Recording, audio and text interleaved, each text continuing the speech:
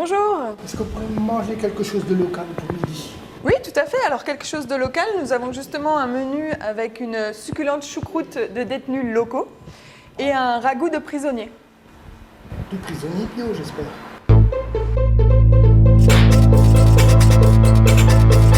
Bonjour, aujourd'hui découvrons comment l'État sème des prisonniers sur les terres qui devront nourrir Mulhouse. Ici, en Alsace, on fait pousser des détenus à la place des légumes sur plus de 22 hectares. Face à ce phénomène inédit en France, le président Emmanuel Macron quitte l'Élysée pour se rendre sur place à Lutterbach.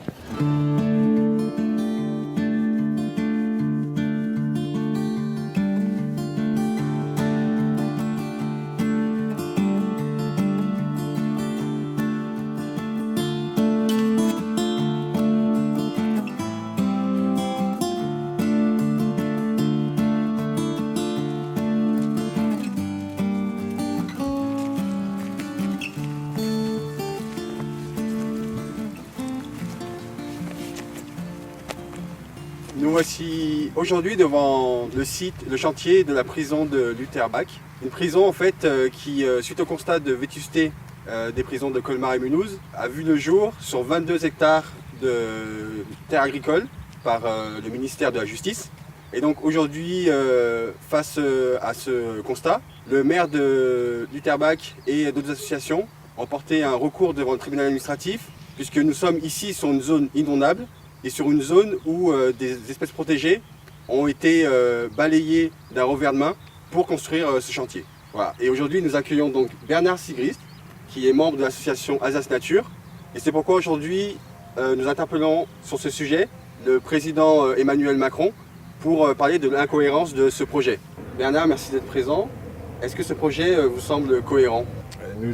Lorsque nous avons vu les projets de cette prison, quand nous avons vu aussi dans la réalisation, nous avons constaté beaucoup d'incohérences. Et une des incohérences que je voudrais signaler au président, c'est que voilà, lorsqu'on a étudié l'étude d'impact, on a constaté qu'il y aurait chaque jour un flux de 1000 voitures en plus dans la cité. Donc on voit là une incohérence énorme. D'une part, les engagements de réduire la circulation, de réduire l'impact des voitures sur le climat.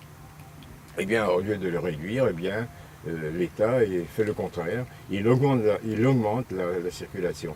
Donc finalement un projet qui participe à l'augmentation des gaz à effet de serre. Voilà, oui. Et donc d'autant plus qu'avec, comme on a dit tout à l'heure, la disparition d'espèces protégées, on participe là aussi finalement à une destruction d'un élément essentiel pour l'homme, qui est celui de la biodiversité et de la nature qui lui sert à vivre. Oui, alors là, ça en plus, c'est un véritable saccage. Ces bâtiments sont construits à un endroit où il y avait une zone humide, avec des plantes protégées. Ces plantes, il y en a 3 qui sont vraiment citées sur toutes les listes rouges.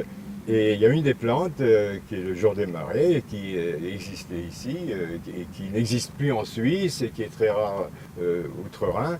Eh bien, c'est bien dommage que cette plante soit détruite. Voilà, elle est protégée. Oui, ce qui est grave aussi, c'est qu'on perd de très bonnes terres agricoles, donc 22 hectares et sans doute plus, puisqu'il y aura encore des constructions à côté du bâtiment.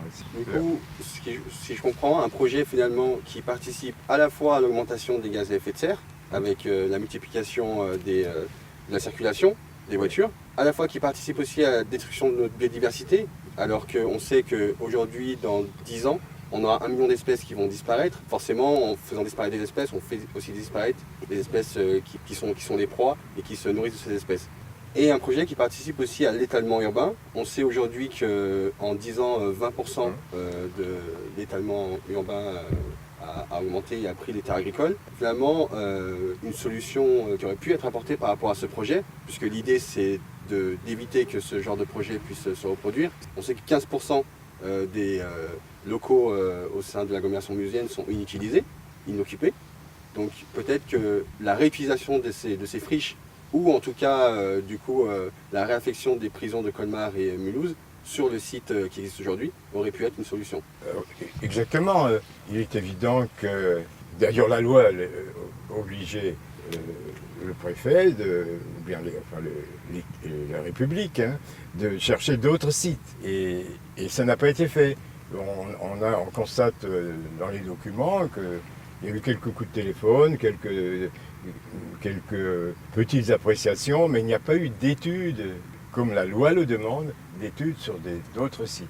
Et la loi le demande, et c'est ce que nous dénonçons aussi dans notre recours, dans nos requêtes auprès du tribunal administratif. Merci Bernard.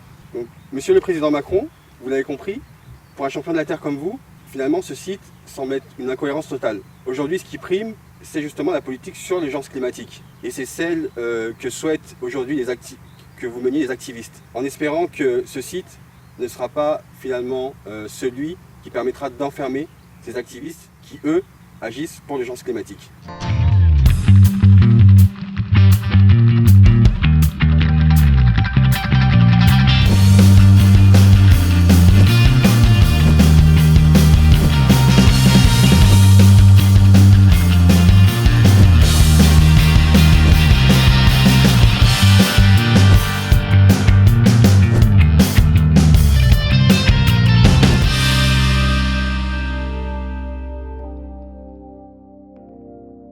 Au 9 septembre, 57 citoyens sont en procès. À quand un procès pour décrochage de vos objectifs climatiques, Monsieur Macron? Ensemble, dénonçons l'inaction climatique et sociale du gouvernement. Rendez-vous le 9 octobre à 7h50 à Mulhouse pour transformer le procès d'Anne et Patrick en procès de l'inaction climatique. D'ici là, tu peux participer aux frais juridiques et d'impression par un don, signer numériquement et prêter main forte le jour J ou avant en cliquant sur les liens sous la vidéo. Et si tu as aimé cette vidéo, partage à tes amis.